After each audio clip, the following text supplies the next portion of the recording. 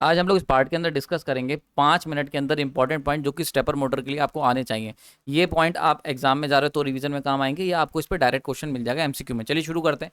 तो सबसे पहला पॉइंट आपको याद रखना है कि स्टेपर मोटर के बारे में एक क्वेश्चन इस पे आ सकता है कि rotate in angular step not continuously, यानी कि फॉर एग्जाम्पल तुमसे पूछ लिया जाएगा क्वेश्चन में कि भैया इनमें से कौन सी मोटर है जो कंटिन्यूसली रोटेट नहीं करती, एंगुलर स्टेप में रोटेट करती, तो स्टेपर मोटर है। दूसरा पॉइंट एक इंपॉर्टेंट यहाँ पे आता है कि इसकी एक प्रॉपर्टी होती है होल्डिंग प्रॉपर्टी, यानी कि पोजीशन को होल्ड कर सकती है। तो एमसीक्यूज में डायरेक्ट आपको मिल सकता है कि इनमें से कौन सी मोटर है जिसके अंदर होल्ड पोजीशन को होल्ड करने की प्रॉपर्टी, तो आप टिक लगाएंगे स्टेपर मोटर पे। तीसरा इंपॉर्टेंट पॉइंट यहाँ पे आता है कि पावर रेटिंग जो होती है 1 वाट से लेकर 2.5 किलोवाट तक। तो जैसे कि ऐसे एग्जाम होते हैं ना जिसमें जेई लेवल के, जिसमें हम डायरेक्टली फैक्ट बेस्ड क्वेश्चन आते हैं, तो वहां पे ये क्वेश्चन डायरेक्ट पूछा जा सकता है कि स्टेपर मोटर की रेटिंग क्या होती है। तो 1 वाट से लेकर 2.5 किलोवाट तक की इसकी रेटिंग होती है। तीसरा इंपॉर्टेंट क्वेश्चन यहाँ पे, चौथा point, no commutator no brushes ना, ये एक बड़ा इंपॉर्टेंट पॉइंट है। यानी कि आपसे पूछा जा सकता है कि भैया स्टेपर मोटर के अंदर इनमें से कौन सा पार्ट नहीं पाया जाता है। तो ना तो इसके अंदर कम्यूटेटर होता है ना ब्रश होता है, ये बात आपको बिल्कुल गांठ बांध लेनी, याद रखनी है, ठीक है। तो कई बार पूछा जाता है कि इनमें से कौन सी मोटर है जिसके अंदर ना ब्रश होगा ना कम्यूटेटर होगा, तो आपको स्टेपर मोटर भी टिक लगाना है उसमें, ठीक है। 4 पॉइंट हो गए। पांचवा पॉइंट, स्मॉलेस्ट एंगुलर स्टेप जो होता है उसी को हम लोग स्टेप एंगल कहते हैं। तो जैसे अगर कोई पूछ ले, डेफिनेशन आ जाती कभी कभी कि एक मोटर है वो एंगुलर स्टेप में रोटेट कर रही है, तो जो स्मॉलेस्ट स्टेप होगा वो क्या होगा, वो होगा स्टेप एंगल उसका। Next important question, smallest the step angle better the resolution. यहाँ पे स्टेप एंगल का एक क्वेश्चन आ जाता है, बहुत सारे एग्जाम में ऐसा क्वेश्चन आया हुआ है जिसमें डायरेक्टली थ्योरेटिकल क्वेश्चन आएगा कि अगर हम लोग स्टेपर मोटर का स्टेप एंगल को कम कर देते हैं, यानी कि छोटा ले लेते हैं, तो क्या फायदा होगा। तो सबसे बढ़िया फायदा क्या है, रिजोल्यूशन इंप्रूव हो जाएगा, या कह सकते हो पोजिशनल एक्यूरेसी जो होगी वो इंप्रूव हो जाएगी। तो ये सारे उसी के पॉइंट हैं।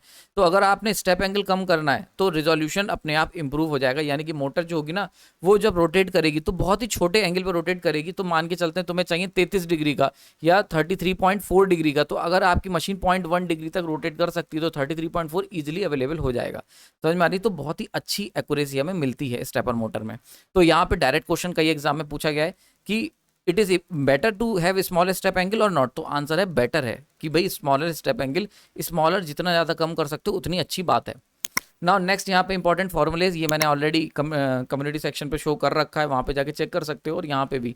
तो यहाँ पे ये वो 6 ऐसे इंपॉर्टेंट फॉर्मूले हैं जिनके ऊपर डायरेक्ट क्वेश्चन आता है स्टेप एंगल का।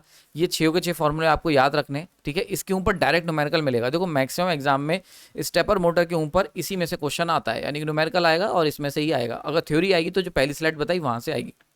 नेक्स्ट इंपॉर्टेंट पॉइंट, अब यहाँ पे क्वेश्चन आता है कि एक आपसे एमसीक्यू पूछ लिया जाएगा कि कैसे हम स्टेप एंगल को रिड्यूस कर सकते हैं। तो ये फॉर्मूले की शीट आपको दी हुई है, आपको क्या करना है, जो भी डिनोमिनेटर में चीज़ें दे रखी हैं अगर उन्हें बढ़ाओगे तो ऑब्वियसली चीज़ें वैल्यू कम हो जाएगी। तो बस यही याद रखना है। तो अगर तुमसे कोई पूछता है कि भाई स्टेप एंगल को कैसे कम कर सकते हैं, तो पहला फॉर्मूला क्या कह रहा है, वो दूसरा फॉर्मूला रिजोल्यूशन को बढ़ा करके, ठीक है, या फिर नंबर ऑफ फेजेस को बढ़ा करके।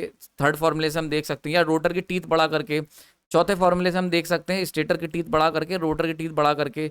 पांचवें फॉर्मूले से देख सकते हैं स्टेपिंग फ्रीक्वेंसी बढ़ा करके। एंड लास्ट फॉर्मूला क्या कह रहा है, नंबर ऑफ स्टैक्स बढ़ा करके।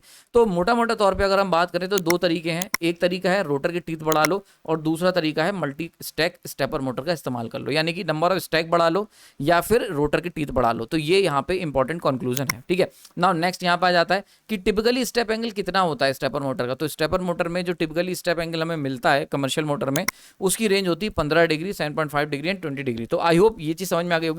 तो ये इंपॉर्टेंट पॉइंट आपको तैयार करके जाने, और इससे आपके सारे क्वेश्चन सॉल्व हो जाएंगे लगभग लगभग, और सब कुछ कवर हो जाएगा। यानी कि अगर आपने देखो, अगर तुम्हें स्टेपर मोटर को डिटेल में पढ़ना है तो मैंने उसके ऊपर पूरी सीरीज डाल रखी है। लेकिन अगर एग्जाम है तो एग्जाम के टाइम में हम चाहते हैं कि हमें पॉइंट्स में बस इंपॉर्टेंट पॉइंट पता हो, जिसको हम कॉपी पे लिखा है, हमें मार्क्स पूरे मिल जाए। तो ये पॉइंट आपके सामने है। न्यूमेरिकल है तो सॉल्व हो जाए तो वो भी आपके सामने है। एमसीक्यू के पेपर में जा रहे हैं तो अगर एमसीक्यू आता है तो एमसीक्यू हम सॉल्व कर सकें, तो वो भी मैंने सब कुछ दे दिया है।